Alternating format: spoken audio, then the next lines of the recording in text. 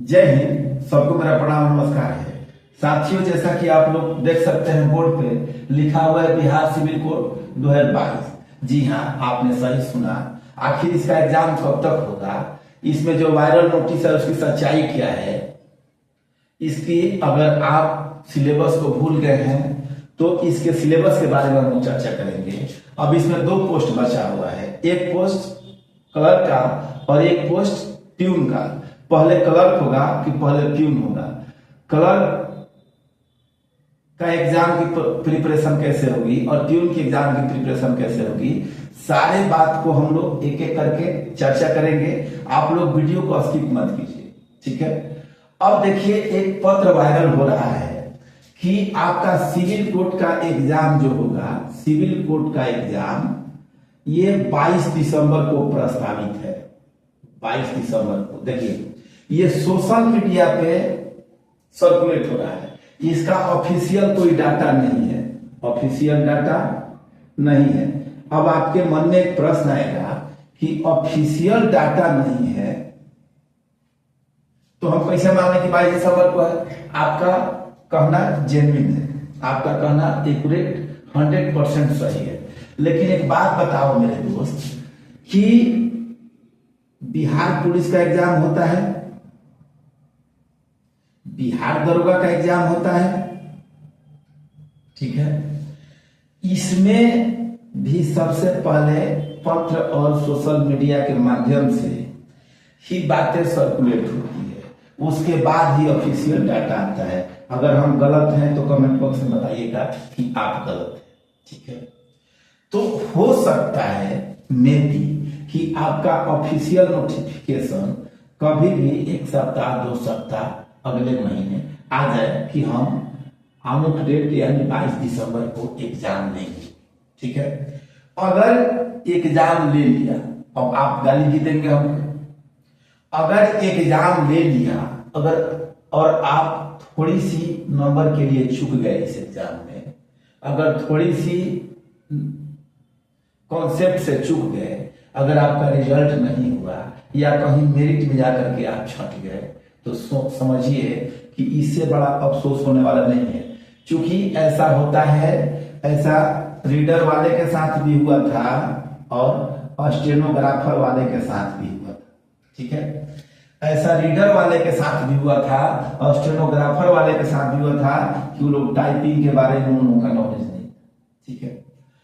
अक्सर दरोगा और पुलिस वाले स्टूडेंट के साथ होता है कि वो लोग रिटर्न निकाल लेते हैं, फिजिकल नहीं निकल पाता है। तो आप भी सोचिएगा कि जब ऑफिशियल आएगा तो पढ़ेंगे। तो मेरे भाई, मेरे दोस्त, मेरे साथी, आप हमें जो समझना है समझिए। पढ़ाई कहीं से बेकार नहीं जाता है, ठीक है। पढ़ाई कहीं से बेकार नहीं जाता है। पढ़ाई कहीं ना कहीं, चूंकि इनका भी सिलेबस और आप किसी भी एग्जाम का सिलेबस उठाइए, सबका सिलेबस लगभग सेम रहता है। सबका सिलेबस क्या रहता है? लगभग सेम। आपको एक ही चीज में सारी तैयारी हो जाएगी।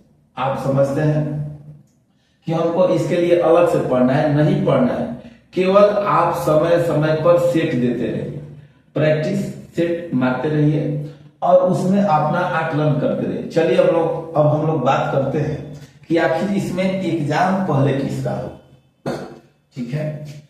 सबसे पहले हम बात करते हैं कि सिविल कोड अगर 2022 ये ट्यून और क्लर्क में सबसे पहले एग्जाम किसका होगा। तो देखो भाई, हमारे समझ से या किसी के समझ से सबसे पहले अगर किसी पोस्ट की एग्जाम होगी इन दोनों में, तो हमें लगता है कि सबसे पहले क्लर्क की एग्जाम होगी। किसकी एग्जाम होगी? क्लर्क की एग्जाम होगी। क्लर्क की पोस्ट कितनी है? क्लर्क की पोस्ट है 33-25, ठीक है। अब क्लर्क में एक आपका पीटी एग्जाम होगा, ठीक है, और एक आपका मेंस एग्जाम होगा। अब सबसे पहले हम लोग बात करते हैं पीटी। पीटी जो एग्जाम होगा आपका 90 मार्क्स का होगा। कितने का? 90 मार्क्स का। और मेंस में आपका रिटेन बेस्ड आएगा, ठीक है। आपको लिखना है, ठीक है। मेंस में क्या करना है कि आपको सब्जेक्टिव जैसे आप 9th 10th में लिखते आए थे उसी तरह का सब्जेक्टिव आपको लिखना है। तो सबसे पहले हम पीटी की बात करते हैं कि किस टॉपिक से कितना क्वेश्चन रहने वाला है। तो देखिए, English language and grammar, English language and grammar, and grammar से आपका 20 क्वेश्चन रहेगा। कितना रहेगा? 20 question. Hindi language and grammar से आपका 20 question, 20 40 question. General knowledge and current affairs आपका कितना क्वेश्चन रहेगा? 15 क्वेश्चन। और मैथमेटिक्स आपका कितना क्वेश्चन रहेगा भाई? 10 क्वेश्चन, ठीक है। और रीजनिंग से कितना क्वेश्चन रहेगा? 10 question. Basic computer knowledge, basic computer knowledge आपका कितना क्वेश्चन है भाई? 15 क्वेश्चन, ठीक है। अब जोड़िए 20 20 40 15 55 10 65 10 75 15 90 क्वेश्चन आपका टोटल आएगा 90 मार्क्स का। आप कहिए कि 10 मार्क्स कहा जाएगा जी, तो 10 मार्क्स का इंटरव्यू होगा। कितना होगा? 10 मार्क्स का इंटरव्यू होगा। आप कहिए कि इसका सिलेबस बहुत लंबा है, इसका सिलेबस बहुत लंबा है। चलिए इसके सिलेबस को हम एक करके बात करते हैं कि देखिए, रीजनिंग और मैथ सबसे पहले हम लोग देखिए, इस पे अलग से समय नहीं देना है, इस पे अलग से समय नहीं देना है। रीजनिंग और मैथ की अगर हम बात करें तो ये 10 10 20 क्वेश्चन आप अभी रेलवे की तैयारी कर रहे हैं,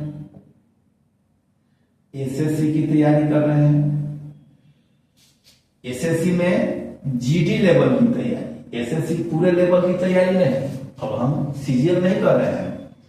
आप रेलवे किसी पोस्ट की तैयारी कर रहे हैं तो वहां से आपका मैथ और रीजनिंग कवर हो जाएगा, ठीक है। ये 10 10 20 क्वेश्चन बड़ी आसान टाइप के क्वेश्चन होते हैं।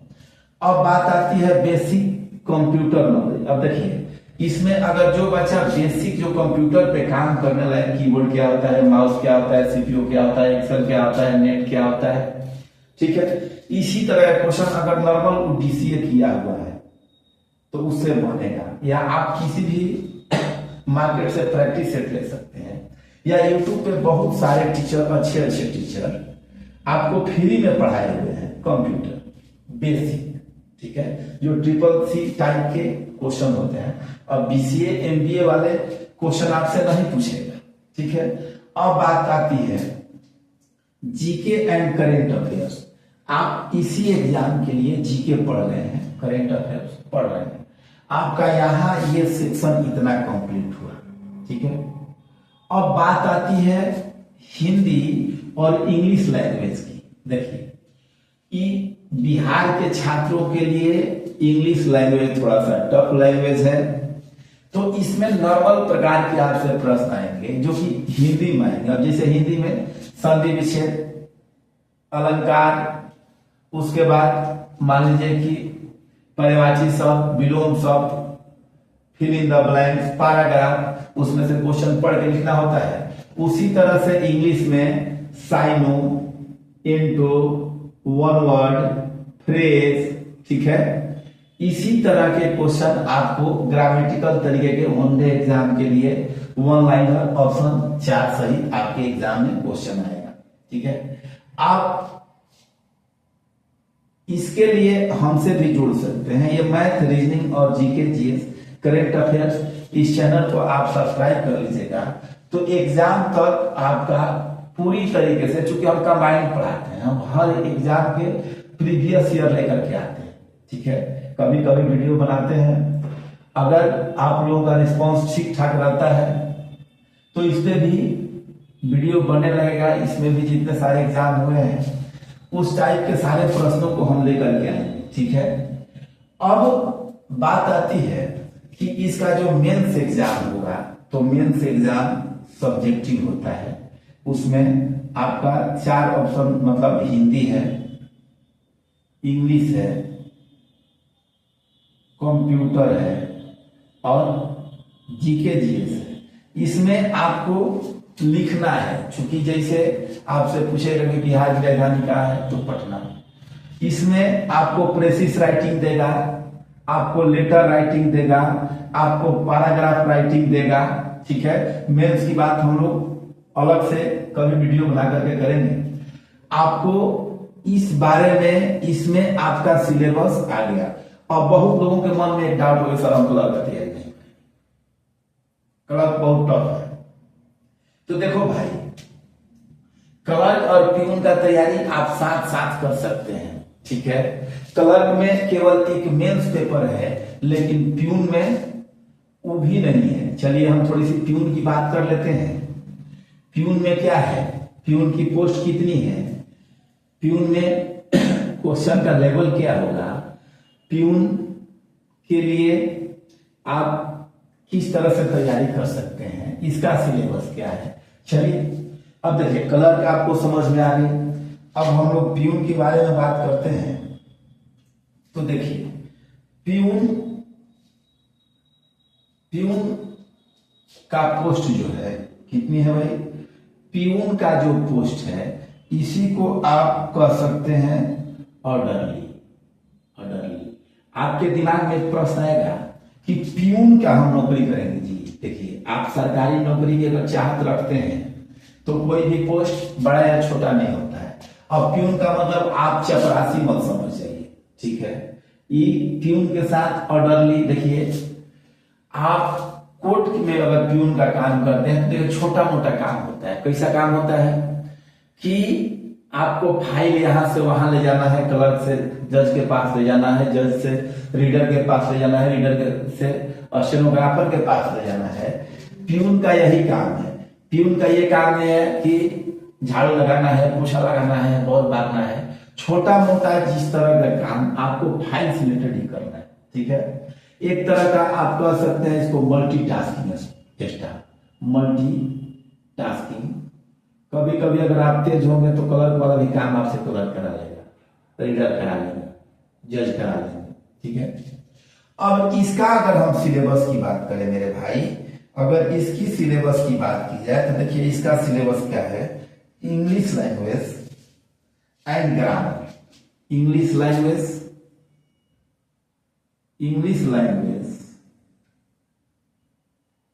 एंड ग्रामर, ठीक है। कोडवर्ड में लिख देते हैं। 15 क्वेश्चन है। कितना क्वेश्चन है, 15 क्वेश्चन है मेरे भाई। हिंदी लैंग्वेज एंड ग्रामर, देखिए हिंदी लैंग्वेज एंड ग्रामर, इसका 35 क्वेश्चन है। और मैथ से भी 35 क्वेश्चन है। इन तीनों का अगर जोड़ कीजिएगा तो 85 क्वेश्चन आएगा। अब देखिए, अब आपके दिमाग में एक प्रश्न आएगा कि देखिए कितनी आसान है, ठीक है। इसमें इंग्लिश लैंग्वेज, अब ये 85 क्वेश्चन 85 मार्क्स का और 15 आपका इंटरव्यू से जुटेगा, यानी कि 15 नंबर का आपका इंटरव्यू होगा, ठीक है। अब इसका जो क्लर्क का एग्जाम है, जो प्यून का एग्जाम है, या किसी भी कॉम्पिटिटिव एग्जाम की आप तैयारी करते हैं, सबका सिलेबस देख लीजिए लगभग सेम है। इसको कुछ नहीं करना है। आज से मेरे भाई, अगर आपका 22 तारीख को एग्जाम हो गया तो क्या कीजिएगा, अगर इसका एग्जाम डेट 22 दिसंबर प्रस्तावित है, अगर हो जाएगा तो क्या कीजिएगा। इसलिए आप कम से कम इस पे आज से कसम खा लीजिए कि हमको एग्जाम अगर हो या ना हो 1.5 घंटे पढ़ना है प्यून और क्लर्क के लिए, ठीक है। प्यून और क्लर्क के लिए हमें 1.5 घंटा पढ़ना है। जैसे नोटिफिकेशन आता है आप अपना स्पीड बढ़ा दीजिए, ठीक है। आप अपना स्पीड बढ़ाइएगा तो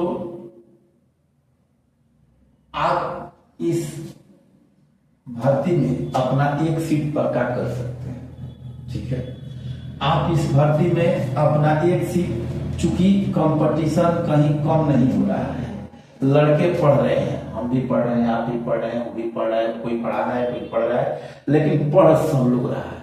ठीक है, तो हम आपसे कहना चाहते हैं कि आप मेरे भाई 1.5 घंटा इस पे दीजिए, क्योंकि अगर 22 दिसंबर को एग्जाम हो जाएगी तो उस समय आपको पछताने के अलावा कोई